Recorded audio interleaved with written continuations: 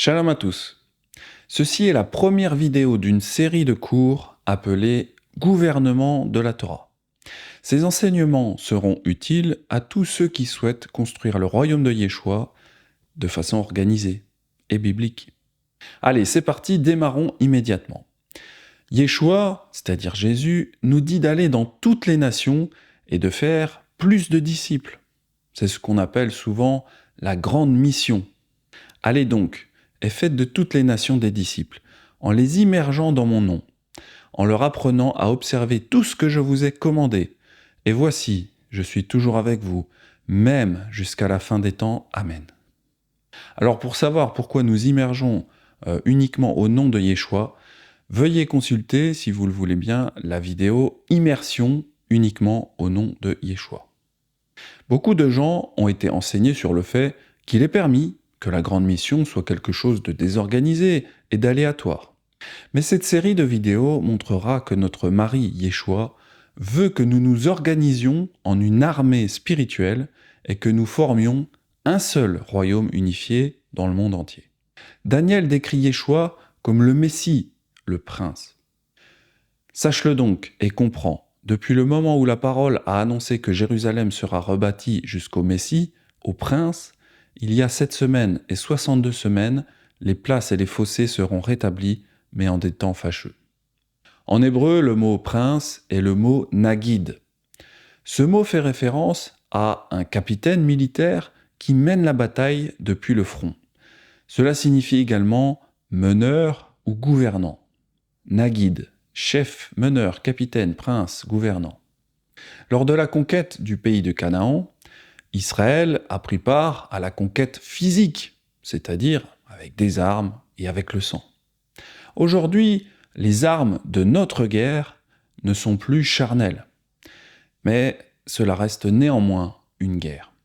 Car les armes avec lesquelles nous combattons ne sont pas charnelles, mais elles sont puissantes, par la vertu d'Élohim pour renverser des forteresses. Nous renversons les raisonnements et toute hauteur qui s'élèvent contre la connaissance d'Élohim, et nous amenons toute pensée captive à l'obéissance de Mashiach. Yeshua a été envoyé pour mener une campagne militaire spirituelle. Et il s'attend à ce que nous poursuivions cette campagne en son absence. Nous pouvons observer cela dans la parabole des mines. Un certain noble, qui représente évidemment Yeshua, il donne une mine à chacun de ses 10 serviteurs. Alors ces 10 serviteurs représentent les 10 tribus de la maison d'Israël, c'est-à-dire Éphraïm. Et la mine, ça représente leur salut. Le noble s'éloigne ensuite pendant un certain temps, symbolique de la façon dont Yeshua va nous préparer une place lorsqu'il est monté au Père. Lorsque le maître revient, ceux qui ont utilisé leur mine pour faire avancer son royaume sont considérés comme de bons et fidèles serviteurs.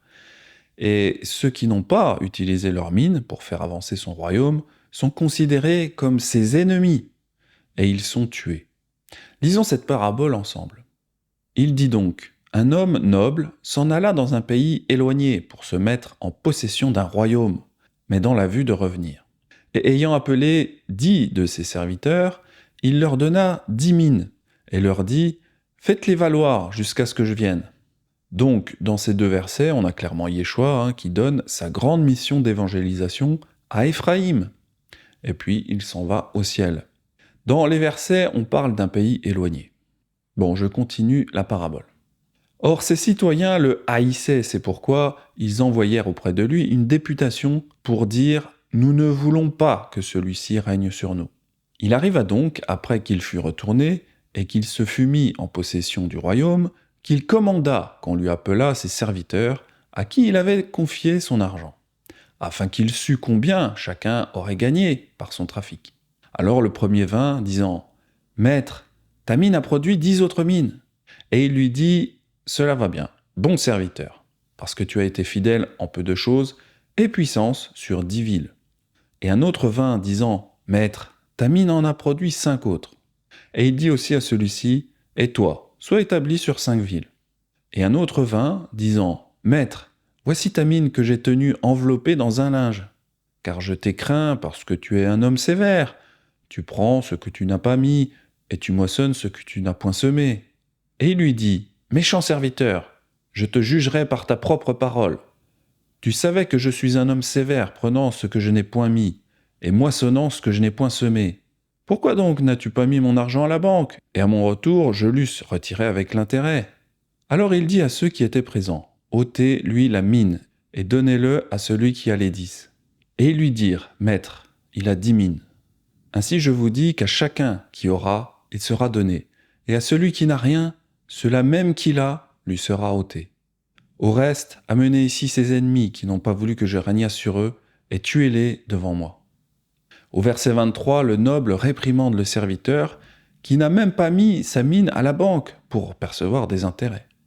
Ce reproche est effrayant, car ce serviteur représente la grande majorité des Éphraïmites qui n'exercent pas eux-mêmes leur ministère et ne soutiennent pas non plus ceux qui accomplissent son véritable travail ministériel. Cette parabole dit qu'ils mourront probablement pendant la tribulation. Cette parabole peut nous mettre mal à l'aise, mais ce sont les paroles de Yeshua. Si nous voulons devenir son épouse, alors nous devons accepter tout ce qu'il a dit ici et faire ce que nous pouvons pour l'aider à faire avancer son royaume. C'est de cette façon que nous lui montrons que nous l'aimons. En tant que chef des armées, Yeshua veut que ses armées soient organisées, ordonnées et bien disciplinées. En fait, Shaoul nous dit que Yeshua veut que ses armées aient une base d'apôtres et de prophètes. En termes militaires, ça pourrait être appelé un commandement unifié. Ainsi donc, vous n'êtes plus des étrangers, ni des gens du dehors, mais vous êtes des concitoyens des saints, gens de la maison d'Élohim. Vous avez été édifiés sur le fondement des apôtres et des prophètes, Yeshua Mashiach lui-même étant la pierre angulaire. Et tout l'édifice, bien coordonné, s'élève pour être un temple saint en Yahweh.